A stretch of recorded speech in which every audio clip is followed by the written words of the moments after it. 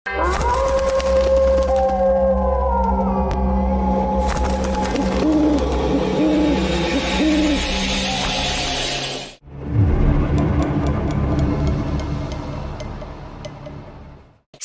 causes cancer. Smoking kills. புகைப்பிடித்தல் புற்றுநோயை உண்டாக்கும் மற்றும் உயிரை கொல்லும். Consumption of alcohol is injurious to health. மது அருந்துதல் உடல் நலத்திற்கு கேடு. Be safe. Don't drink and drive. பாதுகாப்பாக இருப்பீர். மது அருந்திவிட்டு வாகனம் ஓட்டாதீர். ஹலோ நண்பர்களே, அனைவருக்கும் வணக்கம். நம்ம இன்னைக்கு பார்க்க போகிற சம்பவத்தை பார்க்கறதுக்கு முன்னாடி உங்ககிட்ட ஒரு விஷயத்த சொல்லிடலாம் அப்படின்ட்டு இருக்கிறேன். நம்மளுடைய புதிய அமானுஷ கதைகள் சேனலுக்கு வரக்கூடிய அனைத்து நபர்களுக்கும் என்னுடைய அன்பார்ந்த நன்றிகள். நம்மளுடைய புதிய அமானுஷ கதைகள் சேனலை நிறைய பேர் சப்ஸ்கிரைப் பண்ணாமல் வீடியோ பார்த்துட்ருக்கீங்க. தயவு செய்து சப்ஸ்கிரைப் பண்ணிக்கிட்டு வீடியோவும் பார்த்துருங்க. மறக்காமல் பெல் ஐக்கானை தட்டிடுங்க. உங்கள் லைஃப்பில் இதை மாதிரியான அமானுஷ்ய சம்பவங்கள் ஏதாச்சும் நடந்திருந்தால் அதை என்னுடைய வாட்ஸ்அப் நம்பருக்கு ஒரு வாய்ஸ் நோட்டான் மற்றும் மெசேஜ் நீங்கள் அனுப்பலாம். என்னுடைய வாட்ஸ்அப் நம்பரை டிஸ்கிரிப்ஷன்லையும் கொடுத்துருக்குறேன், இந்த டிஸ்பிளேலையும் தெரியும். கண்டிப்பாக ஃபாலோ பண்ணிக்கோங்க. வாங்க நம்ம இன்னைக்குள்ள வீடியோக்குள்ளாடி போயிடலாம். ஒரு கதை சொல்லிட்டேன் சார். அதுல உனக்கு கதை கேட்டு பழகிடுச்சு, எனக்கு கதை சொல்லியே பழகிடுச்சு. நான் கதை சொல்றேன், நீ கேளு. இந்த வீடியோக்குள்ளே போகிறதுக்கு முன்னால் நிறைய பேர் என்கிட்ட நிறைய கேள்வி கேட்டிருந்தீங்க. அதாவது நம்மளுடைய லைவ் வீடியோவில் கேட்டிருந்தீங்க. அதுக்கான பதில் அந்த டைமில் என்னால் சொல்ல முடியலை. என்ன அப்படின்னா, எல்லாருடைய கேள்வியும் ஏன் வீடியோ பண்ணலை, எதனால நீங்கள் எப்படி இருக்கீங்க அப்படிங்கிறது மாதிரி தான் எல்லாருமே கேட்டிருந்தீங்க. அதில் ஒரு சின்ன விஷயம் ஆயிடுச்சு. அதாவது என்ன அப்படின்னா, சுகம் இல்லாமல் ஆகிட்டேன். ஒரு 10 நாள் சுகம் இல்லை. அதுக்கு பிறகு அண்ணன் இறந்து போனார். இப்படி பல பிரச்சனைனால என்னால் வீடியோ பண்ண முடியாமல் இருந்துச்சு. சரி, இப்போ தான் கொஞ்சம் ரெக்கவர் ஆகி வந்திருக்கிறேன். கண்டிப்பாக தொடுத்து உங்களுக்கு வீடியோ வர்றது மாதிரியான நான் எல்லா வேலைகளையும் பார்த்துட்டு தான் இருக்கிறேன். அடுத்தடுத்து தொடுத்து உங்களுக்கு வீடியோ வந்துக்கிட்டே தான் இருக்கும். அதில் எந்த பிரச்சனையும் உங்களுக்கு இருக்காது அப்படிங்கிற விஷயத்த சொல்கிறதுக்காக தான் இதையே சொன்னேன். வாங்க நம்ம வீடியோக்குள்ளாடி போயிடலாம். இந்த சம்பவம் நடக்கக்கூடிய இடங்க வள்ளியூர் அப்படிங்கிற ஊரில் தான் இந்த சம்பவம் நடந்திருக்குது. எங்கள் ஊர்லேருந்து பக்கத்தில் தாங்க இந்த வள்ளியூர் அப்படிங்கிற ஊர் இருந்துட்டு இருக்குது. அந்த ஊரில் நடந்த ஒரு அதிபயங்கரமான சம்பவம் தான் நம்ம இன்னைக்கு பார்க்க போகிறோம். என்ன அப்படின்னு பார்த்தீங்கன்னா, நம்மளுடைய சேனலோட சப்ஸ்கிரைபரான திரவியம் அப்படிங்கிறவர் தான் இந்த சம்பவத்தை நமக்கு அனுப்பியிருக்கிறாரு. அவருடைய லைஃப்பில் நடந்த ஒரு பெரிய சம்பவம்னு சொல்லலாங்க. இந்த சம்பவம் கொஞ்சம் பெருசாக இருக்கும். நீங்கள் கடைசி வரைக்கும் கேட்டால் மட்டும்தான் இந்த சம்பவம் உங்களுக்கு புரியும். அதனால ஸ்கிப் பண்ணாமல் வீடியோவை பாருங்க. என்ன அப்படின்னு பார்த்தீங்கன்னா, நம்மளுடைய திரவியம் அப்படிங்கிற அவர் என்ன பண்ணிட்டு இருக்கிறாருன்னா, 2012 அவருடைய வேலைகள்லாம் பார்த்துட்டு இருந்திருக்கிறாரு. அதாவது சின்ன சின்ன வேலைகள், கிடைக்கிற வேலையை செய்துட்டு இருந்திருக்கிறாரு. இவர் காலேஜ் படிப்பெல்லாம் படித்து முடிச்சிட்டாரு. ஆனால் அவருக்கு வேலையே கிடைக்கல. அதனால ஊருக்குள்ளே கிடைக்கக்கூடிய சின்ன சின்ன வேலைகள், அது எந்த வேலையாக இருந்தாலும் செய்யக்கூடிய ஒரு பழக்கம் உள்ளவர் தான் நம்மளுடைய திரவியம். திரவியத்துக்கு என்ன நடந்துச்சு அப்படின்னு பார்த்தீங்கன்னா, அதுக்கு முன்னால் ஒரு விஷயம் என்ன அப்படின்னு பார்த்தீங்கன்னா, திரவியம் இருக்கிறார் இல்லையா, அவருக்கு குடும்பம் பெருசுங்க. அதாவது என்ன சொல்றாரு அப்படின்னா, ஆனை கட்டி சூடடிக்கக்கூடிய அளவில் நிலம், வயல், சொத்து, துறவுன்னு சொல்லி பயங்கரமாக வாழ்ந்தவங்க காலப்போக்கில் எல்லாத்தையுமே இழந்து கடைசியில் அவங்களுடைய குடும்ப வீடு மட்டும்தான் இருக்குது. இதில் சித்தப்பா, பெரியப்பா, அண்ணன், தம்பி, அதாவது அவங்க வீட்டில் ஒரு பெரிய பட்டாளமே இருக்கும் அப்படிங்கிற மாதிரி சொல்லியிருக்கிறாரு. கிட்டத்தட்ட ஒரு 50-60 பேர் ஒரே வீட்டில் இருந்துட்டு இருக்கிறாங்க. அந்த மாதிரியான ஒரு பெரிய வீடு அவங்களுக்கு இருந்துட்டு இருக்குது. அந்த வீடு மட்டும்தான் கடைசியில் இருக்குது. அது இருக்கக்கூடிய காரணம் என்ன அப்படின்னா, இந்த வீடை பங்கு போட்டால் யாருக்கும் ஒரு பைசா கிடைக்காதுங்க. அந்த மாதிரி இருக்குது. அந்த மாதிரி ரொம்ப மோசமான நிலைமையில தான் இருந்துட்டு இருக்குது. ஆனாலும் அவங்க அந்த குடும்பத்துக்குள்ளாடி எல்லாரும் ஒற்றுமையாக வாழ்ந்துகிட்டு தான் இருந்துட்டு இருக்காங்க. அப்படிப்பட்ட அந்த காலகட்ட சூழ்நிலை தான் இவருக்கு இந்த சம்பவம் நடக்க ஆரம்பிக்குதுங்க. என்ன நடந்துச்சு அப்படின்னு பார்த்தீங்கன்னா, இவங்களுக்கு சித்தப்பான்னு சொல்லி கிட்டத்தட்ட 3 பேர் இருக்காங்க. மாமா ஒரு 2-3 பேர் இருக்காங்க. அதே மாதிரி பெரியப்பா 2 பேர் இருக்காங்க. அதன் பிறகு அவங்க குடும்பங்கள், அவங்களுடைய சித்தப்பா குடும்பம், இப்படிலாம் இருந்துகிட்டே இருக்குது. கடைசியில் உள்ள சித்தப்பா அவர் ரயில்வேயில் அவருக்கு வேலை கிடச்சிருக்குது. அப்படி அந்த ரயில்வே வேலையை பார்த்துக்கிட்டு கொஞ்சம் சந்தோஷமாக இருந்துருக்கிறாரு. ஆனால் அவருக்கு கல்யாணம் பண்ணலை. அவர் பொண்ணே கட்டலை. கிட்டத்தட்ட 35 வயசான பிறகும் அவர் பொண்ணு கட்டாமல் தாங்க வாழ்ந்துட்டே இருக்கிறாரு. மற்ற மாதிரி இருக்கக்கூடிய குடும்ப உறுப்பினர்கள் எல்லாருமே கல்யாணம் முடிஞ்சவங்க. அதுக்கப்புறம் எல்லாம் சின்ன பசங்க, ஸ்கூல் போகக்கூடிய பசங்கன்னு சொல்லிட்டு ஒரு பெரிய பட்டாளம். நான் சொன்னேன் இல்லையா, நமக்கு எல்லாரையும் சேர்த்து அந்த மாதிரி பேரெல்லாம் சொல்லிட முடியாது, பெரிய ஒரு லிஸ்டே இருக்குது. ஆனால் அப்படி சொல்லாமல் தான் இதை நான் சொல்லிட்டு இருக்கிறேன். அப்படி இருக்கக்கூடிய அந்த சித்தப்பா என்ன பண்ணுறாரு அப்படின்னா, திடீர்னு ஒரு நாள் வேலைக்கு போனவர், அதாவது டியூட்டிக்கு போனவர் சரட்டுன்னு வீட்டுக்கு வர்றாருங்க. வீட்டுக்கு வந்தவர் ஒன்றுமே பண்ணார வந்து செருப்பை, அதாவது செப்பல்ஸ் இருக்குல்ல, அதை வெளியே வந்து கழட்டி விட்டுட்டு வீட்டுக்குள்ளே வர்றாரு. வந்தவர் அவருடைய ட்ரெஸ் எல்லாம் நீட்டாக க்ளீன் பண்ணி வைக்கிறாரு. வச்சுக்கிட்டு அவர் என்ன பண்ணுறாரு அப்படின்னா, எப்போவுமே இவங்க வீட்டுக்கு பின்னால் வந்து ஒரு கிணறு இருக்குது, அந்த கிணத்துல போய் குளிக்கிறது வழக்கம். அப்படி குளிக்க போறாருங்க. இது நடக்கிறது எப்போ அப்படின்னா, சாயங்காலம் வேலையே இவர் வேலைக்கு போனவர், குளிச்சுட்டு வேலைக்கு போனவர் திடீர்னு ஒரு 8 மணிக்கு வீட்டுக்கு வந்து இந்த மாதிரி பண்றாரு. சரி ஏதாவது இருக்கும், ஏதாவது இறந்த வீடுகள் இருக்கும், அதனால லீவ் ஏதாவது சொல்லிக்கிட்டு வந்திருப்பாரு போல இருக்கு அப்படின்னு சொல்லி இவங்க குடும்பத்தில் இருக்கக்கூடியவங்க நினைக்கிறாங்க. ஆனா என்ன நடந்தது அப்படின்னு பாத்தீங்கன்னா, கிட்டத்தட்ட 1.5 மணி நேரம் ஆயிருதுங்க. ஒரு 9:30-10 மணி ஆகுது. என்ன பின்னால போனவன காணவும் இல்லை, தண்ணி சத்தமும் கேட்கல, என்ன ஆச்சுது அப்படின்னு சொல்லிக்கிட்டு இந்த குடும்பத்தில் இருக்கக்கூடிய அவங்க பெரியப்பா மூத்தவர் அவரு தாங்க இறங்கி போறாரு. அப்படியே இறங்கி போய் பாக்குறாரு. தொட்டி, அதாவது அந்த கிணத்து பக்கத்துல ஒரு தொட்டி இருக்குமா, அந்த தொட்டியில தான் குளிப்பாரு. அந்த கிணத்துக்கிட்டையும் ஆளை காணல, தொட்டிக்கிட்டையும் ஆளை காணல. எங்கடா போனா இவன் அப்படின்னு சொல்லிட்டு சுத்தி சுத்தி தேடுறாங்க. அப்படி தேடும்போது இவங்க வீட்டுடைய ஒரு பக்கம், அதாவது தெற்கு பக்கத்துல வந்து ஒரு பெரிய புளிய மரம் நிக்குதுங்க. அது இவங்களுடைய புளிய மரம் தான்.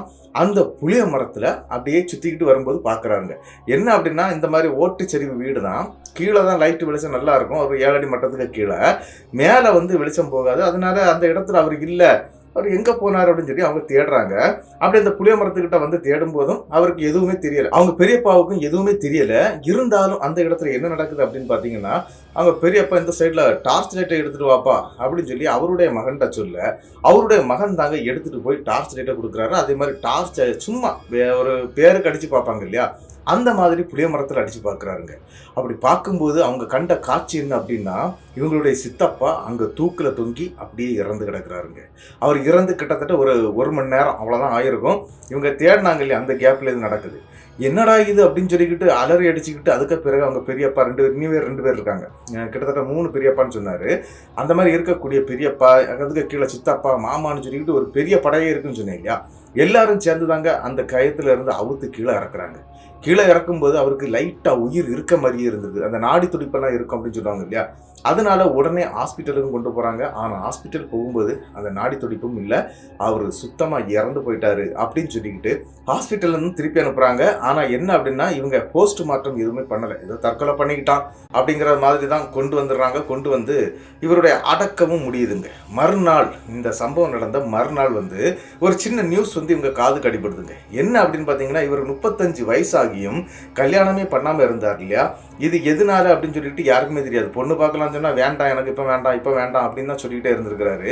ஆனால் இவர் ஏதோ ஒரு பொண்ணை லவ் பண்ணதாட்டும், அந்த பொண்ணு இப்போ அங்கே இல்லை, அதாவது அந்த பொண்ணு எங்கேயோ போயிடுச்சு அப்படிங்கிறது மாதிரி ஒரு அப்டேட் இவங்களுக்கு கிடைக்குது. இதை கேட்ட உடனே இவங்களாம் ஆடி போகிறாங்க. இந்த விஷயத்த சொல்லியிருந்தா நேரத்தையே கல்யாணம் பண்ணி வச்சிருப்போமே, ஏன்டா இவன் சொல்லாமல் இந்த மாதிரி பண்ணிட்டான் அப்படிங்கிற மாதிரி அவங்க குடும்பத்தில் உள்ளவங்க எல்லாம் யோசிக்கவும் ஆரம்பிச்சிருக்கிறாங்க. ஆனால் என்ன நடந்துச்சு அப்படின்னு பார்த்தீங்கன்னா, அந்த மரணம் நடந்து கிட்டத்தட்ட 16 நாட்கள் எந்த பிரச்சனையும் அந்த வீட்டுக்கு வரல. ஆனால் இந்த 16 நாளைக்கு பிறகுதாங்க அவங்க சித்தப்பாவுடைய ஆன்மாவுடைய ஆட்டம் அந்த இடத்துல ஆரம்பிக்குது. என்ன நடக்குது அப்படின்னு பார்த்தீங்கன்னா, இவங்க சித்தப்பாவுக்குன்னு கொடுக்கப்பட்டிருக்கிறது ஒரு ரூமுங்க. அதாவது நான் சொன்னேன் இல்லையா, அது ஒரு 4 கட்டு வீடு, ஒரு பெரிய ஓட்டு வீடு. அவங்களுக்குன்னு ஒரு தனி, அதாவது எல்லாருக்குமே தனித்தனியாக ரூம் தான் கொடுத்துருக்காங்க. கிச்சன் ஒரே கிச்சன் தான், ஒரே கிச்சனில் அவங்க குடும்பத்தோட சமைச்சு சாப்பிட்றது தான். ஆனால் எவ்வளோ பெரிய பிரச்சனை வந்தாலும் சமைச்சு சாப்பிடக்கூடிய இடத்துல முடிஞ்சு போகும் அப்படிங்கிற மாதிரி சொல்லியிருக்கிறாரு. அப்படிதாங்க அன்னைக்கும் என்ன நடந்துச்சு அப்படின்னா, 16வது நாள் கழிஞ்ச அடுத்த நாள் 17வது நாள் நைட்டு எல்லாரும் தூங்கிட்டு இருக்கிறாங்க வீட்டுக்குள்ளே. ஏன்னா சின்ன குழந்தைகள்லேருந்து எல்லாருமே தூங்குறதுக்கு ஒரு 11:30 மணிலேருந்து 12 மணி வரை ஆயிடுமா. அந்த கலகலன்னு இருந்துகிட்டே இருக்கும் அப்படின்னு சொல்லியிருக்கிறாரு நம்மளுடைய திரவியம். அதே மாதிரி திரவியம் வந்து அவங்க சித்தப்பா ரூமுடைய பக்கத்து ரூமில் திரவியத்துடைய, அதாவது பெரியப்பா மகன் சித்தப்பா மகன்லாம் சொன்னேன் இல்லையா, இவங்க எல்லாருமே ஒரு 7-8 பேர் அந்த ஒரு ரூமில் தூங்குவாங்க. பெரிய ரூமாக இருக்கும் அப்படின்னு சொல்லியிருக்கிறாங்க. இவங்க எல்லாருமே வரிசையாக படுத்திருக்கிறாங்க நம்மளுடைய திரவியத்தோட சேர்த்து. திரவியத்துக்கு பக்கத்து ரூம் வந்து, அதாவது அங்கே இறந்து போன சித்தப்பாவுடைய ரூமுங்க. அவருடைய திங்ஸ் எல்லாம் வந்து 16 கழிஞ்ச பிறகு எடுத்து மாற்றிக்கலாம் அப்படிங்கிற மாதிரி இவங்க பிளான் பண்ணியிருக்கிறாங்க. அன்னைக்கு 17வது நாள் அன்னைக்கு அந்த வேலையும் பார்த்துருக்குறாங்க. இந்த 16வது நாள் வந்து வெள்ளை அடித்து காரியம் செய்வாங்க இல்லையா, அந்த மாதிரி வீடெல்லாம் வெள்ளை அடிச்சிருக்கிறாங்க.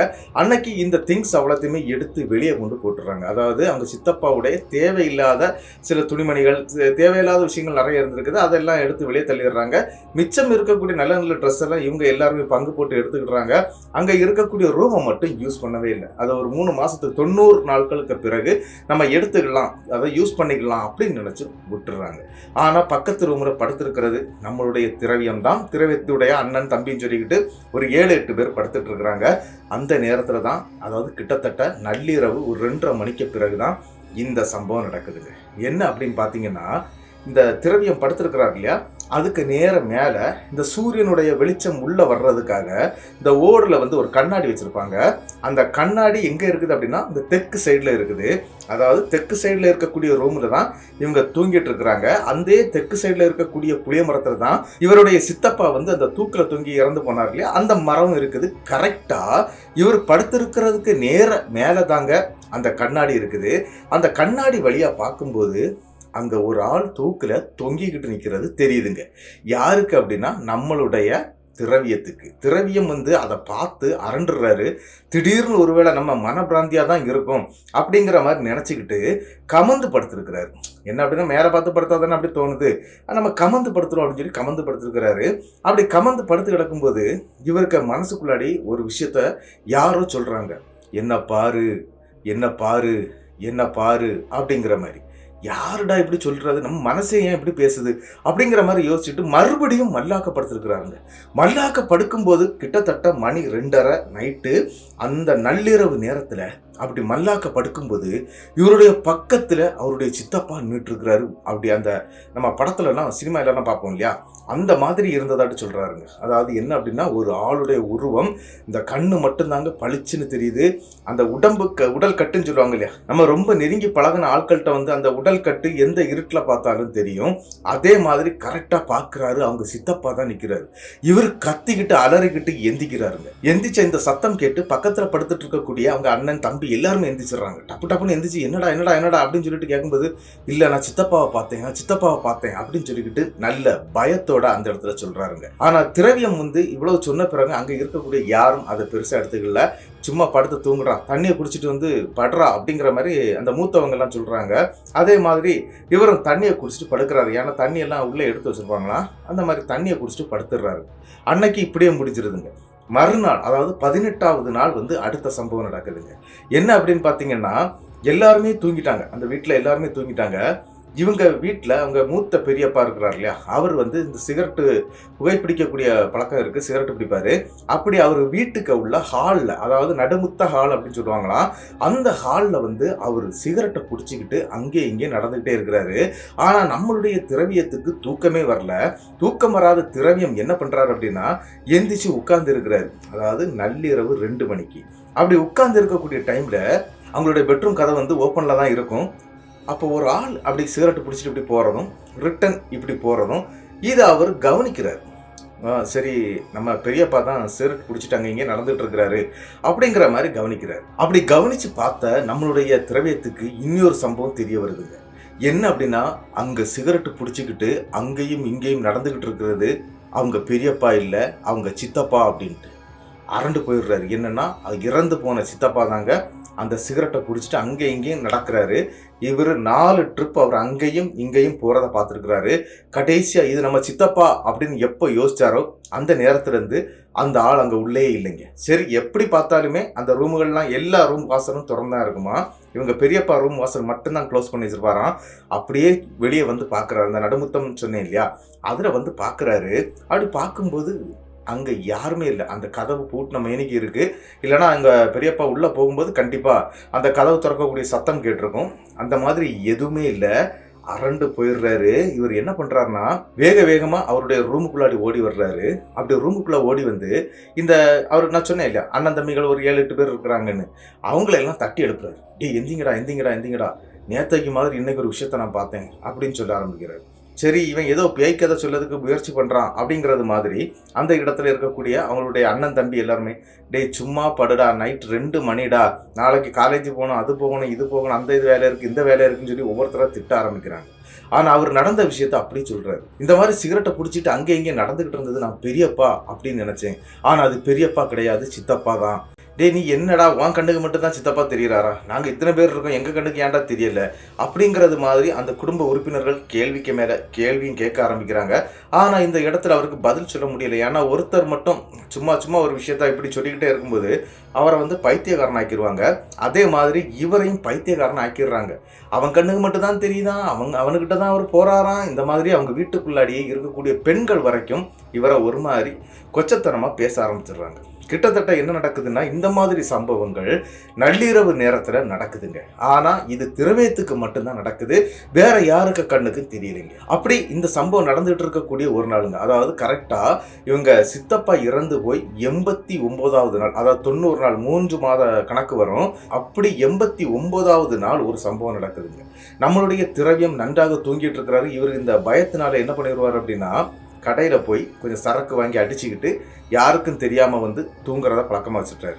என்ன அப்படின்னா, நல்ல போதையில் படுத்துட்டோம் அப்படின்னா இந்த மாதிரி பிரச்சனைகள் நமக்கு தெரியாது இல்லையா, அப்படிங்கிறது மாதிரி நினச்சிட்டு இவர் நல்ல சரக்கில் படுத்துடுறாரு. ஆனால் என்ன நடந்துச்சுன்னா, கரெக்டாக 2 மணிக்கு அவர் முழிக்கவும் செய்கிறாருங்க. அப்படி முழிச்சு அவர் பார்க்கும்போது அவங்க சித்தப்பா பக்கத்தில் நின்றுட்டுருக்கிறாரு. இவர் பயத்தில் என்ன பண்ணுறாருன்னா, எல்லாரையும் தட்டி எழுப்புறதுக்காக கையை போட்டு தட்டுறாரு. ஆனால் இவருடைய கை எழும்பவே இல்லை, வாயிலிருந்து வார்த்தை வரல, அவரால் பேச முடியலை, கத்த முடியலை, எதுவுமே நினைக்க முடியலைங்க. அந்த இடத்துல அவங்க சித்தப்பா அப்படி நின்னவர் என்ன சொல்கிறாரு அப்படின்னா, நாளைக்கு இந்த வீட்டில் ஒரு உயிர் போகும் அப்படின்னு சொல்கிறாருங்க. இவருக்கு கை காலம் நடுங்குது. ஆல்ரெடி திரவியத்துக்கு கண்ணுக்கு மட்டும்தான் இந்த விஷயம் தெரியுது. திரவியத்துக்கிட்ட அந்த சித்தப்பாங்கிற அந்த பேய் இந்த மாதிரி பேசுது. அவருக்கு ரிட்டன் பேச முடியலை, கத்த முடியலை, கையை தூக்கி பக்கத்தில் இருக்கக்கூடிய தம்பி அண்ணா படுத்துப்பாங்க, அவங்க மேலே போட முடியலை, ரொம்பவே கஷ்டப்படுறாரு. அந்த நேரத்தில் அது சொல்லுது, நாளைக்கு இந்த வீட்டில் ஒரு உயிர் போக போகுது. அரண்டு போயிடுறாருங்க நம்மளுடைய திரவியம். அந்த இடத்துல அவர் கடைசியாக அவருடைய சிவசுடலை சாமி தான் அவருடைய குல தெய்வம் அப்படின்னு சொல்லியிருக்கிறார். அதாவது சிவசுடலை, இசக்கியம்மன், முத்தாரம்மன் அப்படிங்கிற தெய்வங்கள்லாம் தான் அவங்களுடைய குல தெய்வமாக இருக்குது. அந்த சாமியை தாங்க மனசில் நினச்சிருக்கிறார். ஐயா சுடலை காப்பாத்துங்கிற ஒரு வார்த்தையோட அந்த உருவம் அங்கேருந்து காணாமல் போயிருதுங்க. ஆனால் இவருக்கு பயங்கரமாக அந்த சம்பவம் நடந்து முடிஞ்சு அந்த உடம்பெல்லாம் ஃப்ரீ ஆயிடுது. ரெண்டாவதாங்க தட்டி எழுப்பதுக்கு முயற்சி பண்ணுறாரு. அப்போ அவர் யோசிக்கிறார், என்னன்னா நம்ம எத்தனை ட்ரிப்பு வந்து இவங்களை நம்ம எழுப்பியிருக்கிறோம், இந்த மாதிரி கேவலப்பட்டிருக்கிறோம், அதனால் எழுப்ப வேண்டாம் அப்படின்னு சொல்லி தண்ணியை குடிச்சிக்கிட்டு, அதாவது தண்ணி பயங்கரமாக தாகமாக இருந்திருக்குது. அதாவது குடிக்க தண்ணி ஒரு 2-3 செம்பு தண்ணியெல்லாம் குடிச்சிருக்கிறாரு. அப்படி குடிச்சிக்கிட்டு அவர் அப்படியே அந்த தூங்கவே இல்லைங்க, அப்படியே முழிச்சிக்கிட்டே கொட்டை முழிச்சிக்கிட்டே தலையில் அந்த கட்டன் மாதிரி போட்டு வச்சுக்கிட்டு அப்படியே உட்காந்துருக்கிறாருங்க. கிட்டத்தட்ட என்ன நடக்குதுன்னா, மறுநாள் காலையில் விடியுது. எல்லாருமே நம்மளுடைய திரவியத்தை பார்க்குறாங்க. என்னடா இன்னைக்கு சித்தப்பா வந்தாரா, ஏதாவது தந்தாரா அப்படின்னு சொல்லி எல்லாருமே கேலி பண்ண ஆரம்பிச்சிருக்கிறாங்க. சரி இவங்கள்ட்ட எப்படி சொல்கிறது, என்ன சொல்கிறது அப்படின்னு சொல்லிட்டு யோசிச்சுட்டு இருக்கிறாரு. இன்னைக்கு தான், அதாவது அந்த விடிய காலை தாங்க 90வது நாள். அப்படி இவர் யோசிச்சுக்கிட்டே இருக்கிறார். இன்னைக்கு தானே 90வது நாள், இன்னைக்கு தானே ஏதோ ஒரு உயிர் போக போகுது அப்படின்னு சொன்னாரே அப்படின்னு சொல்லிக்கிட்டு அவங்க மூத்த சித்தி இருக்காங்க, அவங்க சித்திக்கிட்ட போய் விஷயத்த சொல்கிறாரு. இந்த மாதிரி நேற்றுக்கு நைட்டு இந்த மாதிரி சித்தப்பாவை நான் பார்த்தேன், இந்த மாதிரி பண்ணிடுச்சு, அதாவது இந்த மாதிரி சொல்லிச்சு அப்படின்னு சொல்கிறாரு. திரவியத்துக்கு ஒரு விஷயம் இருக்குது. திரவியத்துக்கு அப்பா அம்மா 2 பேருமே இறந்து போயிட்டாங்க. அவரை வளர்த்துக்கிட்டு இருக்கிறது அவங்களுடைய இந்த குடும்பம் தான் வளர்த்துக்கிட்டு இருக்குது. காரணம் என்னென்னா சொத்து தான். அந்த பெரிய வீடு அமைஞ்சிருக்கிறது கிட்டத்தட்ட 1.5 ஏக்கர் பூமியில் கிட்டத்தட்ட 10 சென்ட் அளவுக்கு அந்த வீடு பெருசாக இருக்கும் அப்படின்னு சொல்லியிருக்கிறாரு.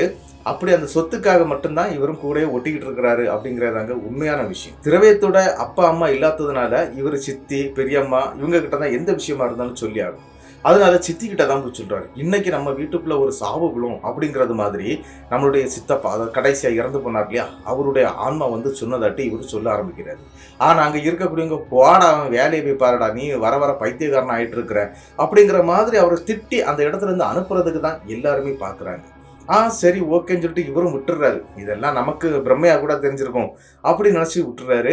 என்ன நடந்துச்சு அப்படின்னு பாத்தீங்கன்னா, இவங்களுடைய பெரியப்பா, மூத்த பெரியப்பா இருக்கிறார் இல்லையா, அவருக்கு வந்து 3 பசங்க இருக்கிறாங்க. 3மே ஆம்பளை பசங்க தான்.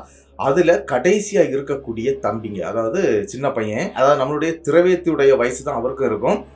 அவரு தாங்க இறந்து போறாரு. அவர் எப்படி இறக்குறாரு அப்படின்னு பாத்தீங்கன்னா, நைட்டு, அதாவது கிட்டத்தட்ட ஒரு 9:30-10 மணி இருக்கும். ஒன்றுக்கு இருக்கிறதுக்காக வெளியே போகிறாங்க. அதாவது இந்த வீட்டுக்குள்ளெல்லாம் பாத்ரூம் கிடையாது, எல்லாமே வெளியே தான் போகணும். அதனால ஒன்றுக்கு இருக்க அந்த நபர் வெளியே போகிறாரு. ஒரு 9:30 மணி இருக்கும். ஏன்னா வீடு ஃபுல்லாகவே ஆட்கள் நிறைஞ்சு போய் இருக்கிறதுனால அங்கே யாரையும் தேட மாட்டாங்க. அந்த தூங்குற டைமில் தான் பார்ப்பாங்க எத்தனை பேர் இருக்கிறாங்க இல்லை அப்படின்ட்டு. கிட்டத்தட்ட எல்லா ரூம்லையும் எல்லாரும் படுத்துடுறாங்க. நம்மளுடைய திரவியத்துடைய ரூமில் தான் இந்த பையனும் படுப்பான். அந்த பையனை காணலை அப்படின்னு சொல்லி தேட ஆரம்பிக்கிறாங்க. தேடுறாங்க, வீடை சுற்றி தேடுறாங்க, எல்லா இடம் தேடுறாங்க. பையன் அங்கே இல்லவே இல்லை. எல்லாரும் கையிலையும் மொபைல்லாம் இருக்குதுங்க. அதனால அவருடைய மொபைல் அடிக்கும்போது அது ரூமுக்குள்ளே சத்தம் போடுது உள்ளே இருந்துக்கிட்டு. என்னடா மொபைலை வச்சுட்டு எங்கேயும் போக மாட்டானே, மொபைல் இங்கே இருக்குதே அப்படின்னு சொல்லிக்கிட்டு மறுபடியும் வீட்டை சுற்றி தேட ஆரம்பிக்கிறாங்க. ஒருவேளை கொல்லைக்கு போயிருக்கலாம் அப்படின்னு சொல்லிட்டு தேட ஆரம்பிக்கிறாங்க. கொல்லை பக்கம் டார்ச் எல்லாம் அடித்து எடுத்து பார்க்குறாங்க. அந்த இடத்துல அந்த நபர் கிடைக்கவே இல்லை. என்னடா ஆச்சுன்னு சொல்லிக்கிட்டு மறுபடியும் ஒரு சந்தேகத்தின் பேரில் நம்மளுடைய திரவியம் தாங்க என்ன பண்ணுறாருன்னா, புளிய மரத்தில் அவங்க சித்தப்பா தூக்கு போட்டு இறந்தார் இல்லையா, அந்த இடத்துல லைட் அடிக்கிறார். அந்த இடத்துல லைட் அடிக்கும்போது இங்கே பார்த்த அந்த விஷயம் அவங்களுக்கு தூக்கி வாரி போட்டுருச்சு. என்ன அப்படின்னா, அதே பையன் அந்த இடத்துல அவங்க சித்தப்பா எப்படி தூக்கு மாட்டி இறந்தாரோ அதே மாதிரி தொங்கிட்டு இருக்கிறாருங்க. இதை பார்த்து மறுபடியும் எல்லாரும் அலற ஆரம்பிச்சிட்டாங்க.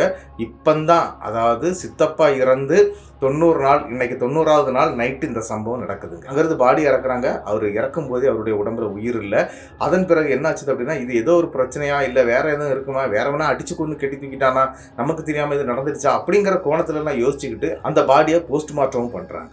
அப்படி பண்ணும்போது அவர் இயற்கையாட்டு தற்கொலை பண்ணி தான் இறந்து போயிருக்கிறாரு அப்படிங்கிற விஷயங்களும் தெரிய வருதுங்க. சரின்னு சொல்லிக்கிட்டு அவருடைய பாடி இந்த மாதிரி அடக்கம்லாம் பண்ணி முடிச்சிடுறாங்க. கிட்டத்தட்ட 16 நாள் இந்த எந்த பிரச்சனையும் கிடையாது. அதாவது அவங்க சித்தப்பாவும் அவங்க கண்ணுக்கு தெரியல, இறந்து போன அந்த தம்பி கண்ணுக்கு தெரியல. அதனால இவரும் பெருசா எடுத்துக்கலைங்க. 17வது நாள் மறுபடியும் ஸ்டார்ட் ஆகுதுங்க. அவங்க சித்தப்பாவுடைய ஆன்மாவை நம்மளுடைய திரவியம் பார்க்கிறாரு. அப்படி பார்க்கும்போது இறந்து போன அந்த தம்பின்னு சொன்னேன் இல்லையா, அவருடைய ஆன்மாவையும் திரவியம் பார்க்கிறாரு. அப்படி அன்னைக்கு நைட், அதாவது 17வது நாள் நைட் இவர் பார்க்கும்போது அந்த இடத்துல இவருக்கு பயங்கரமான பயம் வந்துடுது. என்ன அப்படின்னா, ஃபர்ஸ்ட் அவங்க சித்தப்பாவுடைய அந்த பேயான அந்த உருவத்தை பார்க்கும்போது அவருக்கு என்ன பயம் இருந்ததோ அதே பயம் மறுபடியும் வருது. ஆனா இவங்க சித்தி, அவங்க பெரியம்மா இந்த விஷயத்த, அதாவது இவர் சொன்ன விஷயத்த யாருக்கிட்டையும் சொல்லலை. அதாவது இந்த 90வது நாள் ஒரு ஆள் இறந்து போவான் அப்படிங்கிறது மாதிரி அவங்க சித்தப்பாவுடைய ஆன்மா சொல்லிச்சு இல்லையா, அந்த விஷயத்த வீட்டில் யாருக்கும் சொல்லவே இல்லைங்க. ஆனா இப்ப 2 பேருடைய ஆன்மாவையும் நம்மளுடைய திரவியம் பார்க்கிறாரு. ஆனா அது இப்ப ரொம்பவே இவரை விட்டு ஒரு 10 அடி தள்ளி தாங்க நிக்குது. இந்த 2 உருவங்களும் பார்த்துக்கிட்டு, எப்பா என்ன இந்த மாதிரி பயமுறுத்தாதீங்கப்பா, எனக்கு பயமா இருக்கு அப்படின்னு சொல்லிக்கிட்டு நம்மளுடைய திரவியம் அழ ஆரம்பிச்சிருக்கிறாங்க. இவர் அழதை பார்த்து அங்க படுத்திருந்த மற்ற நபர்கள்லாம் எந்திரிச்சிடுறாங்க. எந்திரிச்சு என்னடா அப்படின்னு சொல்லிட்டு கேட்கறாங்க. கேட்கும்போது, என்ன பாடா, சித்தப்பா நிக்கிறாரு, தம்பி நிக்கிறான், என்னதோ சொல்ல வந்திருக்கிறாங்க, என்னன்னு தெரியலையே, நான் ஏற்கனவே சொன்னனே 90வது நாள் ஒரு உயிர் போயிடும் அப்படின்னு சொல்லி சொன்னாரே, நான் அதை என்னுடைய சித்தி கிட்ட சொன்னனே, பெரியம்மா கிட்ட சொன்னனே, யாருமே கேட்கலன்னு சொல்லிட்டு இவரு கத்தி அழ ஆரம்பிச்சிட்டாரு. ஆனா அங்க இருக்கக்கூடியவங்க இந்த விஷயத்த பெருசா நம்பவே இல்லை. இது ஒரு யதார்த்தமா நடந்துருச்சு அப்படிங்கிற மாதிரி தாங்க யோசிச்சிருக்கிறாங்க. அதை விட்டு வேற எதுவுமே அவங்க இது பண்ணல. அதுவும் இல்லாம நம்மளுடைய அந்த கடைசி அந்த தம்பி இறந்து போனார் இல்லையா, அவருடைய மொபைல்ல ஒரு லவ் சாட் ஒன்று இருந்திருக்குது. அதாவது அவர் ஒரு பொண்ணை லவ் பண்ணிட்டு இருந்திருக்கிறாரு. அந்த பொண்ணு கடைசி நேரத்தில், நீ வேண்டாம், நான் வேற ஒருத்தனை கல்யாணம் பண்ண போறேன் அப்படி இப்படின்னு சொல்லி என்னது இல்லாமல் அந்த இதில் சாட் பண்ணியிருக்குதுங்க. அதை பார்த்துருக்குறாங்க. ஒருவேளை அந்த பொண்ணு இப்படி சொன்னதுனால தான் இவன் தற்கொலை பண்ணி இறந்துட்டான் அப்படிங்கிறது மாதிரி இவங்க கண்டுபிடிக்கல. போலீஸ் ஸ்டேஷனில் போலீஸ்காரங்க அந்த மொபைலை வாங்கி பார்த்து, ஒருவேளை இப்படி கூட அவன் தற்கொலை பண்ணியிருக்கலாம் அப்படின்னு சொல்லியிருக்கிறாங்க. அதனால இவங்க அதெல்லாம் பெருசாக எடுத்துக்கல. சரி, நம்மளுடைய திரவியத்தை கூட்டிகிட்டு போய் என்ன பண்ணுறாங்க அப்படின்னா, சுடுமோர் வச்சு கொடுத்துட்றாங்க. கொஞ்சம் போல சுடுமோர் வச்சு குடிடா, ஒன்றும் பிரச்சனை இல்லை, பயப்படாத அப்படின்னு சொல்லிட்டு கொடுத்துட்றாங்க. ஆனால் இந்த நேரத்தில் ஒரு சம்பவம் என்ன அப்படின்னு பார்த்தீங்கன்னா, திரவியம் இருக்கிறார் இல்லையா, அவருடைய கண்ணுக்கு மட்டும்தாங்க இந்த ஆன்மாக்கள் 2ம் தெரிஞ்சுக்கிட்டே இருக்குது. அதாவது எப்பவுமே வந்துட்டு போயிடும் இல்லையா, இப்போ அவர் எங்க பார்த்தாலும் அந்த உருவத்தை அவரால் பார்க்க முடியுது. அங்கே நிற்கிது, இங்கே நிற்கிது அப்படின்னு சொல்லிக்கிட்டே இருக்கிறாரு. ஆனால் இவங்க யாருமே அதை பெருசாக எடுத்துக்கல. அப்படியே ஒரு சும்மா ஒரு இதில் அப்படி விட்டுடுறாங்க. ஆனால் அடுத்ததாக என்ன நடக்குது அப்படின்னு பார்த்தீங்கன்னா, கிட்டத்தட்ட இந்த உருவத்தை மறுபடியும் அவர் 90 நாள் பார்த்துக்கிட்டு தாங்க இருக்கிறாரு. இப்போ 2 பேர். அதன் பிறகு அதே மாதிரி இந்த 3வது மாதம், அதாவது இந்த பையன் இறந்து 3வது மாதம் 89வது நாள் நைட்டு கிட்டக்க நிற்கிதுங்க. இந்த 2 உருவங்களும் நிற்கிது. சித்தப்பா மற்றும் அந்த தம்பியுடைய அந்த உருவம் பக்கத்தில் நிற்கிது. அப்படி நிற்கக்கூடிய அந்த உருவத்தில் இருக்கக்கூடிய அந்த சித்தப்பா என்ன சொல்கிறார் அப்படின்னா, நாளைக்கு இந்த வீட்டில் ஒரு உயிர் போகும் அப்படின்னு சொல்கிறாருங்க. இவருக்கு என்ன செய்யணும்னே தெரியல. அந்த நைட்ல கத்தி கூப்பாடு போட்டு அப்படி எந்திரிச்சிடுறாரு. எந்திரிச்சு, எம்மா என்ன நடக்குன்னு தெரியல, இப்படி சித்தப்பாவுடைய ஆன்மா சொல்லுது, அன்னைக்கு இப்படிதான் சொல்லிச்சு, நாளைக்கு யாரோ இறக்க போறாங்க அப்படிங்கிறது மாதிரி அவரும் கத்த ஆரம்பிச்சிடுறாருங்க. ஆனா இந்த இடத்துல இன்னொரு விஷயம் அப்படின்னு பாத்தீங்கன்னா, அவங்க குடும்பத்துல இருக்கக்கூடிய யாரும் இவருடைய பேச்சை கேட்கறது மாதிரியே தெரியல. ஆனால் மறுநாள், அதாவது 90வது நாள், அந்த பையன் இறந்து 90வது நாளுங்க, யார் இறந்து போகிறாங்க அப்படின்னு பார்த்தீங்கன்னா 3வது பெரியப்பாவுடைய மகனுங்க. அதாவது மூத்த மகன் வந்து இறந்து போயிடுறாரு. அவர் எப்படி இறக்குறாரு அப்படின்னு பார்த்தீங்கன்னா இதே மாதிரி தாங்க. அவர் வந்து என்ன அப்படின்னா நைட்டு நேரத்தில் ஆட்டோ சவாரி அந்த மாதிரிலாம் ஓட்டக்கூடிய ஒரு நபர் தாங்க. அப்படி அவர் என்ன பண்ணிட்டார் அப்படின்னாக்கி நைட்டு வண்டியை கொண்டு நிப்பாட்டி இருக்கிறாரு. இந்த சத்தம் கேட்டிருக்குது. அவங்க பெரியம்மா போய் கதவை திறந்து உள்ளே விட்டுருக்காங்க வீட்டுக்குள்ளாடி. நீ குளிச்சுட்டு வந்திருப்பா, நான் உனக்கு சாப்பாடு எடுத்து வைக்கிறேன் அப்படின்னு சொல்லி குளிக்க போன அந்த நபர் அன்னைக்கு நைட்டு அதே புளிய மரத்தில் தூக்கில் தொங்கிடுறாருங்க. என்ன நடக்குதுன்னே தெரியல. அவங்களும் 1 மணி நேரம் கழிச்சு தான் தேடுறாங்க. ஐயோ பையன் குளிக்க போனான் காணலையே அப்படின்னு சொல்லிக்கிட்டு மறுபடியும் வெளியெல்லாம் கத்தி கூப்பிட்றாங்க. ஒருவேளை பாத்ரூம் போயிருப்பானோ, அப்படி போயிருப்பானோ, இப்படி போயிருப்பானு சொல்லிட்டு எல்லாம் தேடுறாங்க. ஏன்னா எங்கள் வீட்டில் பாத்ரூமே கிடையாதுன்னு சொல்கிறாங்க. வெளியெல்லாம் பாத்ரூம் கிடையாது, எல்லாமே அந்த கருவேல மர கூட்டங்கள் இருக்குதுங்க, அங்கே தான் போகிறது வழக்கம் அப்படின்னு சொல்லி இருக்கிறாங்க. வெளியே வந்து பார்த்த உடனே இங்கே ஸ்ட்ரெயிட்டாக டார்ச் லைட் அடிக்கிறதே அந்த புளிய மரத்துக்கு தாங்க. அப்படி அந்த புளிய மரத்தில் அவரும் தூக்க மாட்டிக்கிட்டு இறந்து நிற்கிறாரு. அவங்க குடும்பமே அல்லோலப்படுது. ஐயையோ இங்கே ஏதோ ஒரு பெரிய பிரச்சனை வந்திருக்குது, ஆல்ரெடி நம்மளுடைய திரவியம் வரைக்கும் சொல்லிக்கிட்டு இருந்தான், நம்ம எதுவுமே கேட்கலையே அப்படின்னு சொல்லிக்கிட்டு நல்லா அழ ஆரம்பிச்சிடுறாங்க. அவங்க குடும்பமே கிடந்து கதறுதுங்க. என்ன நடக்குது அப்படின்னு பார்த்தீங்கன்னா திரவியம் அடுத்ததாட்டு ஒரு விஷயத்த சொல்கிறாரு. 16 நாட்கள் வந்து எந்த பிரச்சனையும் இருக்காது, 17வது நாள் கண்டிப்பாக இந்த மாதிரி அந்த உருவங்கள் என் கண்ணுக்கு தெரியும் அப்படின்னு சொல்கிறாருங்க. அதாவது இது மறுநாள் இந்த பேச்சில் நடந்துகிட்டு இருக்குது. அவருடைய பாடியெல்லாம் அடக்கம் பண்ணி முடிச்சிடுறாங்க. முடித்த பிறகு இந்த பேச்சு நடந்துட்டு இருக்குது. அதை சபையில் பேசுகிறாங்க. இனிமேல் நீ அந்த மாதிரி நம்மளுடைய அந்த சித்தப்பா அதுக்கப்புறம் அந்த தம்பியெல்லாம் வரும்போது கண்டிப்பாக கேளுடா, அடுத்தது யாருடைய உயிரிடா போக போகுது, எதுக்குடா இந்த மாதிரி நடக்குது அப்படின்ட்டு கேளுடா அப்படின்னு சொல்லிக்கிட்டு அவங்க குடும்பத்தில் இருக்கக்கூடியவங்க இப்போ தாங்க திரவியத்தை நம்புகிறாங்க. திரவியத்துக்கிட்ட சொல்கிறாங்க இந்த மாதிரி கேளுடா அப்படின்னு சொன்னோன்னா சரி, தன்னுடைய மனசுக்குள்ளாடி ஒரு பயங்கரமான தைரியத்தை வர வச்சுக்கிட்டு இவரும் அந்த 16 நாள் கழிஞ்சு 17வது நாள் வந்து இவர் நீட்டாக இருக்கிறாருங்க. எதுக்குன்னா அவங்க சித்தப்பாவுடைய ஆன்மாவை பார்க்கறதுக்காக. அதே மாதிரி அவங்க சித்தப்பாவுடைய ஆன்மாவை பார்க்குறாரு. இப்போ அந்த 3வதாக இறந்து போன அந்த நபருடைய ஆன்மாவும் அந்த இடத்துல நின்றுட்டு இருக்குங்க. அந்த இடத்துல இவர் கேட்குறாரு, என்ன இப்படி எல்லாருமே ஒவ்வொருத்தராக இறந்துக்கிட்டே இருக்கிறீங்க, எதனால் இது நடக்குது அப்படின்னு சொன்னோன்னா அவங்க சித்தப்பாவோட ஆன்மா பயங்கரமாக சிரிச்சுக்கிட்டு அந்த இடத்த விட்டு உடனே போயிடுதுங்க. அதாவது முதல் தடவையாட்டு அவரை பார்த்து பயப்படாமல் இவர் கேட்ட கேள்விக்கு அதால் பதில் சொல்ல முடியலை, அங்கேருந்து போயிடுதுங்க. அது போன பிறகு மற்ற 2 ஆன்மாக்களும் அங்கே இல்லைங்க. சரின்னு சொல்லிக்கிட்டு நடந்த விஷயத்த அப்படியே சொல்கிறாரு. இந்த மாதிரி நான் கேட்டேன், ஆனால் அவர் அப்படியே பார்த்துக்கிட்டு சிரிச்சுக்கிட்டு அப்படியே போயிட்டாரு, என்ன நடக்குதுன்னு தெரியல அப்படின்னு சொன்னோன்னா இவங்க ஒரு இது பண்ணுறாங்க. என்ன அப்படின்னா நம்ம சுடலை கோயிலுக்கு போயிடுவோம், சுடலை கோயிலுக்கு போய் இந்த விஷயம் என்ன அப்படிங்கிறது தெரிஞ்சுக்கிடலாம் அப்படின்னு சொல்லிக்கிட்டு இவங்களும் அவங்களுடைய குலதெய்வமான சுடலை கோயிலில் அந்த பூசாரியை போய் பார்க்குறாங்க. நேராக கோயிலுக்கு போக மாட்டாங்க. ஏன் அப்படின்னா இவங்களுக்கு இந்த 16 அதுக்கப்புறம் 90 இந்த மாதிரிலாம் நாட்கள் உண்டு, அது கழியாமல் அவங்க போக மாட்டாங்க. அதனால இவங்களும் அந்த பூசாரியை போய் பார்க்குறாங்க. இந்த மாதிரி வீட்டுக்குள்ள இந்த மாதிரி பிரச்சனை நடந்துகிட்டு இருக்குது, அடுத்தது எந்த உயிர் போகும் எப்படி போகும்னு எங்களுக்கு தெரியல, தயவு செய்து நீங்க வந்து அதை ஒன்று பார்த்து கொடுங்க அப்படின்னு சொன்னோன்னா அந்த பூசாரியும் வீட்டுக்கு வந்திருக்கிறாரு. வீட்டுக்கு வந்தவர் வீட்டுக்கு உள்ள போகவே இல்லைங்க. வீட்டுக்கு வெளியில ஒரு வேப்ப மரம் ஒன்று இருக்குது. அந்த வேப்ப மரத்துக்கு கீழே வந்து அப்படியே உட்கார்ந்துருக்கிறாரு. உட்கார்ந்துக்கிட்டு கிட்டத்தட்ட ஒரு 1/2 மணி நேரம் அங்கே தான் இருக்கிறாரு. அந்த குடும்பமே அந்த பூசாரியை சுற்றி உட்கார்ந்து இருக்கிறாங்க. அவர் என்ன சொல்ல போறாரு அப்படின்னு சொல்லி கேட்கறதுக்காக. அவரும் கொஞ்ச நேரமா யோசிச்சு அப்படியே இருந்துகிட்டே இருக்கிறாரு. அப்படி யோசிச்சு இருந்தவர் என்ன பண்றாரு அப்படின்னா நம்மளுடைய திரவியத்தை இங்க கூப்பிடுங்க அப்படின்னு சொன்னோன்னா திரவியத்தை வந்து முன்னாடி உட்கார வைக்கிறாங்க. அப்படி திரவியம் உட்கார்ந்த உடனே அந்த இடத்துல அவர் அந்த சிவசுடலையோட ஒரு பாடல் வந்து பாட ஆரம்பிக்கிறார். அந்த பாடல் கேட்ட உடனே இவருடைய உடம்பு கிட்டுன்னு ஆட ஆரம்பிக்குது. திரவியத்துடைய உடம்புக்குள்ளாடி தாங்க அவங்க சித்தப்பாவுடைய ஆன்மா வந்து இறங்குது. அப்படி இறங்குன அந்த ஆன்மா கிட்ட கேட்குறாங்க, எதனால இது நடக்குது, ஏன் நீ இதை பண்ணிட்டு இருக்கிற, நீ தான் எல்லாரையும் கொல்ற அப்படின்னு சொல்லிக்கிட்டு வரிசையா கேட்க ஆரம்பிக்கிறாங்க. ஆனா அந்த இடத்துல திரவியத்துடைய அந்த உடம்புக்குள்ள இருக்கக்கூடிய சித்தப்பாவுடைய ஆன்மா என்ன சொல்லுது அப்படின்னு பாத்தீங்கன்னா, இல்ல இதை நான் பண்ணல, வேற ஒருத்தி பண்ணிட்டு இருக்கிறா அப்படின்னு சொல்லுதுங்க. அரண்டு போயிடுறாங்க எல்லாரும். வேற ஒருத்தி, அது யாருன்னு கேட்டால் அதுக்கு பேர் மட்டும் சொல்லுதுங்க. அதாவது கவிதா அப்படிங்கிற மாதிரி தான் ஒரு பேரை சொல்லியிருக்குது. கவிதாங்கிறவ தான் இந்த தரம் பண்ணிக்கிட்டு இருக்கிறா அப்படின்னு சொல்லுதுங்க. என்ன யார் அந்த கவிதா அப்படின்னு கேட்கும்போது தன்னை காதலித்த பெண் அப்படின்னு அந்த இடத்துல தாங்க சொல்கிறாரு. அதாவது இந்த சித்தப்பா இறந்து போனார்ல, ஒரு பொண்ணை காணலை அப்படின்னு சொல்லிக்கிட்டு தேடிட்டு இருந்தாங்க. அதுக்கு பிறகு வந்து வீட்டில் வந்து இந்த மாதிரி இறந்து போனார் இல்லையா, அந்த கதையை அப்படியே சொல்லுதுங்க. என்ன அப்படின்னா கிட்டத்தட்ட 8 வருஷமா லவ் பண்ணிட்டு இருந்திருக்கிறாரு ஒரு பொண்ணை. அந்த பொண்ணை இவரை தாங்க லவ் பண்ணிட்டு இருந்திருக்குது. அதாவது இந்த ரயில்வே டிபார்ட்மெண்ட்ல தான் வேலையும் பார்த்துட்டு இருந்திருக்கிறாங்க இவங்க 2 பேருமே. ஆனால் என்ன நடந்துச்சு அப்படின்னு பார்த்தீங்கன்னா அந்த பொண்ணை வந்து வேற இடத்துக்கும் இவரை வேற இடத்துக்கும் மாத்துறாங்க. அதாவது அந்த ஊர்லேருந்து வேற ஊருக்கு மாற்றிருக்கிறாங்க. அப்படி மாற்றின அந்த டைமில் என்ன நடந்துச்சு அப்படின்னு பார்த்தீங்கன்னா, அந்த பொண்ணு ரொம்ப பார்க்கறதுக்கு ரொம்ப அழகாக தான் இருந்திருப்பாங்க போல இருக்குது. அந்த பொண்ணுக்கு நடக்கக்கூடாத சில விஷயங்கள் நடந்திருக்குது. அதாவது சில ஊழியர்களால் நடந்திருக்குது. அப்படி நடந்த விஷயத்த நம்மளுடைய திரவியத்துடைய சித்தப்பா கிட்ட அந்த பொண்ணும் சொல்லியிருக்குது. என்ன இந்த மாதிரி ஒரு 3-4 பேர் சேர்ந்து ஒரு மாதிரி பண்ணிட்டானுங்க, அதாவது ரேப் பண்ணிட்டாங்க, அந்த மாதிரிலாம் சொல்லியிருக்குங்க.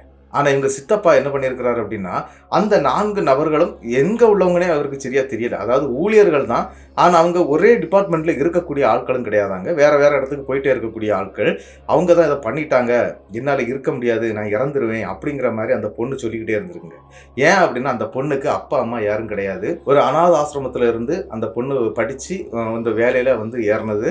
அப்படிப்பட்ட ஒரு பொண்ணு தான். அந்த பெண் வந்து கிறிஸ்டின் மதத்தை தழுவிட்டு இருக்கக்கூடியவங்க.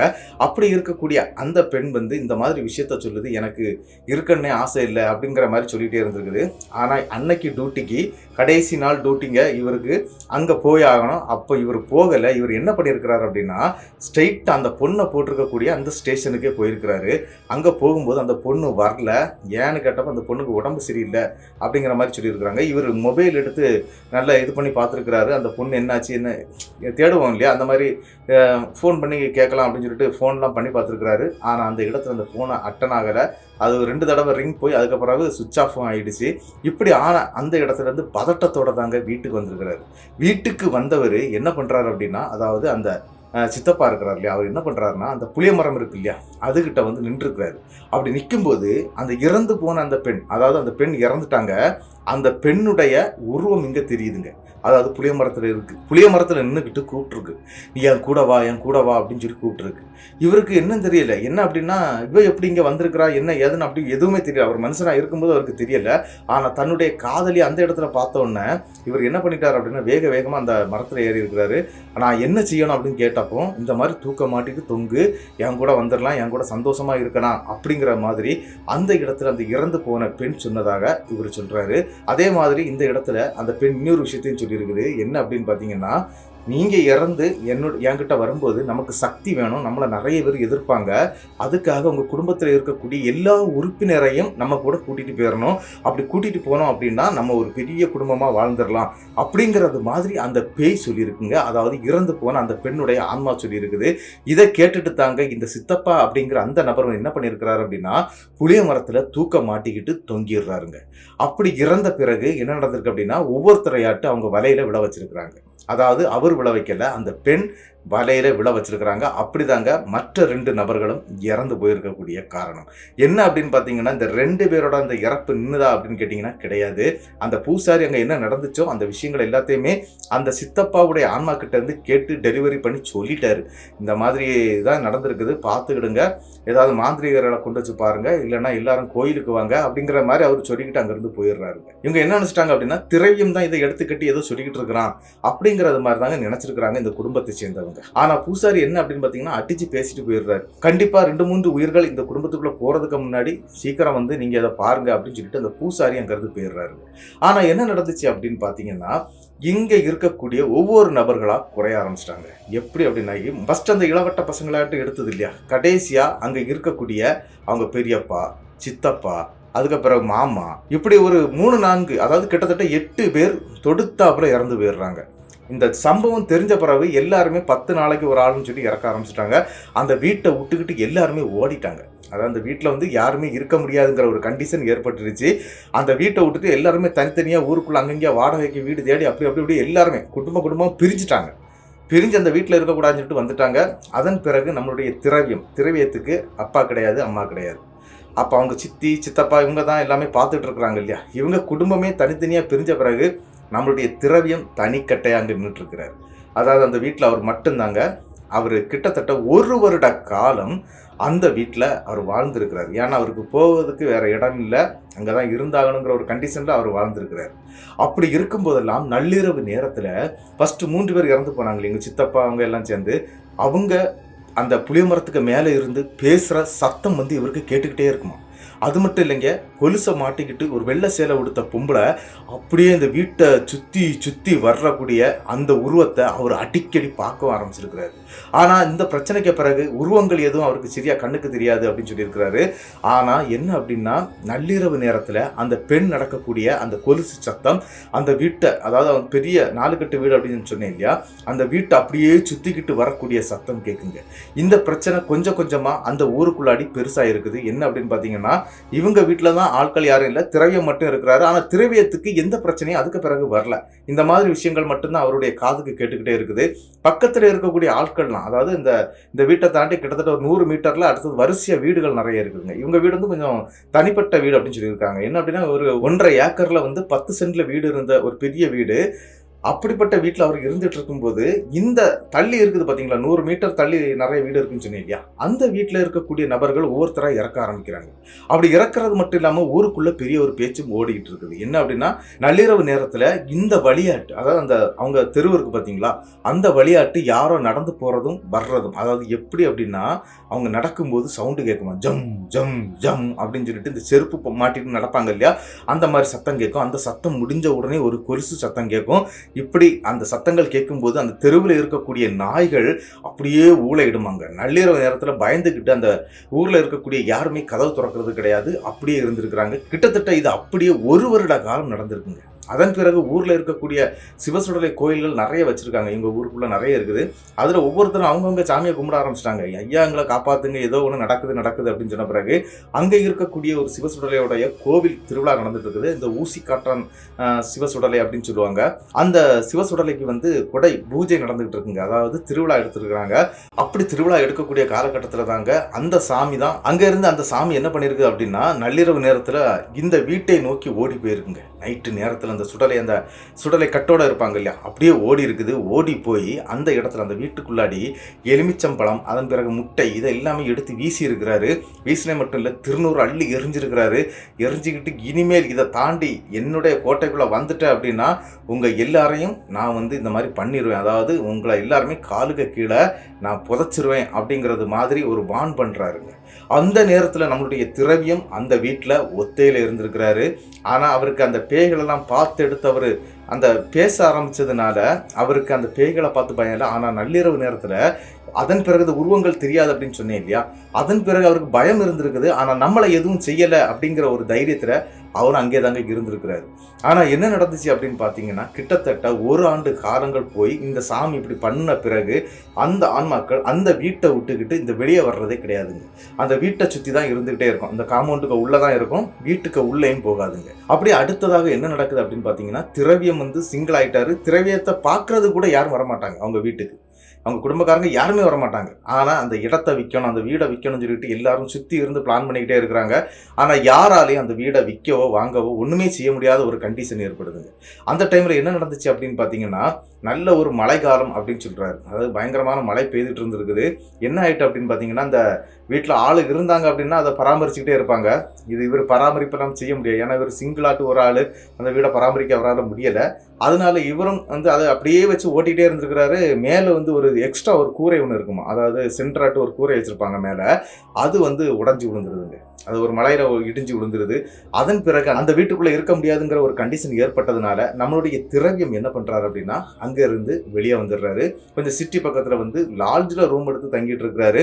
அப்படி இருக்கக்கூடிய ஒரு கண்டிஷனில் கூட இவரை லாட்ஜில் இந்த 4 உருவங்கள் வந்து நிற்குமாங்க அந்த வாசலில். வந்து நின்று வாடா என் கூட வாடா அப்படிங்கிற மாதிரி கூப்பிட்டுட்டே இருக்குமா. ஆனால் திரவியம் வந்து இதுக்கு செவியே கொடுக்கறது கிடையாதான். அவர் பாட்டு அவர் வேலையை பார்த்துக்கிட்டு அப்படியே இருந்திருக்கிறாரு. கிட்டத்தட்ட ஒரு 6 மாத காலங்கள் அந்த உருவங்கள் வந்து வெள்ளி செவ்வாய் நாட்களில் அந்த மாதிரி அந்த லாட்ஜுக்கு வந்து நிற்குமா. அதன் பிறகு இவர் பார்த்துருக்கிறாரு, இதுக்கு மேலே நம்ம இங்கே இருந்தால் சரியாகாது, நம்ம கொஞ்சம் வேற எங்கேயாவது போயிடும் அப்படின்னு சொல்லி கேரளா பக்கத்துக்கு அவர் வேலைக்கு போயிடுறாரு. அப்படி வேலைக்கு போனவர் அவருடைய வேலை நடக்கக்கூடிய இடத்துல இருந்து கிட்டத்தட்ட ஒரு 1/2 கிலோமீட்டரில் வந்து ஒரு பெரிய சிவன் கோயில் ஒன்று இருந்திருக்குது. அந்த சிவன் கோயிலுக்கு டெய்லி காலையிலையும் சாயங்காலமும் போயிடுவாருங்க. வேலைக்கு போகிறதுக்கு முன்னாலையும் போவார், வேலை முடிஞ்சதும் அந்த கோயிலில் போய் இருந்துருவார். காலையில் 1 மணி நேரம் இருப்பார், சாயங்காலம் 1 மணி நேரம் அப்படி உட்காந்துருப்பார். அப்படி இருக்க அவருக்கு என்ன ஆயிடுச்சு அப்படின்னா, இந்த விஷயங்களெல்லாம் அவரை விட்டு அப்படியே ஒதுங்கி போயிடுச்சுங்க. ஆனால் என்ன அப்படின்னா, இந்த இடத்த விற்கவோ அந்த வீடை விற்கவோ முடியாமல் ஆயிடுது. கிட்டத்தட்ட 2012 இந்த சம்பவம் அவங்களுக்கு நடந்துகிட்டு இருக்குது. அதே சமயம், அதாவது அது முடிஞ்சு இப்போ கிட்டத்தட்ட ஒரு 13 வருஷத்துக்கு பிறகு அவர் அந்த இடத்துக்கு போயிருக்கிறாரு. அப்படி அங்கே போகும்போது என்ன நடந்துச்சு அப்படின்னு பார்த்தீங்கன்னா, அந்த வீடு மொத்தமாக இடிஞ்சு விழுந்து, அதுக்கு உள்ளாடி எல்லாம் செடி முளைச்சி, வீட்டுக்கு உள்ளாடி வரைக்கும் மரம்லாம் வளர்ந்து நிற்கிதுங்க. அவர் அப்படி பார்த்துருக்கிறாரு, இந்த இடத்த எப்படா விற்க போகிறோம் அப்படின்னு சொல்லும்போது, விற்க முடியாத ஒரு கண்டிஷன் அவருக்கு இருக்குது. அதாவது எப்படி விற்கிறேன்னே தெரியல. இன்னைக்கு வரைக்கும் அந்த இடம் வந்து அந்த மாதிரி நாசமாக தான் இருக்குது அப்படிங்கிற மாதிரி தாங்க என்கிட்ட இந்த சம்பவத்தை அனுப்பி தந்திருந்தார். அதே மாதிரி இவங்க குடும்பத்தில் இருக்கக்கூடிய நிறைய பேர் இறந்துட்டாங்க.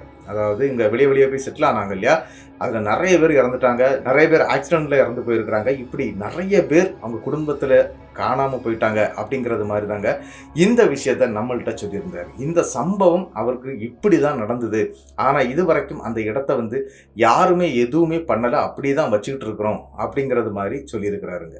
அவருடைய லைஃப்பில் நடந்த இந்த சம்பவம் எப்படி இருந்துச்சு அப்படிங்கிறத மறக்காமல் கமெண்ட் பாக்ஸில் கமெண்ட் பண்ணிடுங்க. அது மட்டும் இல்லைங்க, நம்மளுடைய திரவியத்துக்கு என்னுடைய பெரிய நன்றிகளை நான் சொல்லிக்கிடுறேன். இந்த சம்பவம் உங்களுக்கு பிடிச்சிருந்தா உங்களுக்கு தெரியக்கூடிய அனைத்து நபர்களுக்கும் இந்த சம்பவத்தை ஷேர் பண்ணி விட்டுருங்க. அது மட்டும் இல்லைங்க, மறக்காம இந்த வீடியோவுக்கு ஒரு லைக்கை தட்டி விட்டுருங்க. இன்னொரு முக்கியமான விஷயம் என்ன அப்படின்னு பார்த்தீங்கன்னா, நம்மளுடைய புதிய மானுஷ கதைகள், நாகா மானுஷ்யம், மணி த பிளாக் அப்படிங்கிற இந்த 3 சேனலையும் மறக்காம சப்ஸ்கிரைப் பண்ணி பெல் ஐக்கானையும் தட்டி வச்சிருங்க. அடுத்த வீடியோவில் சந்திக்கும் வரை உங்களிடமிருந்து விடைபெறுவது உங்கள் நாகர்கோவில் நாகராஜன். நன்றி நண்பர்களே.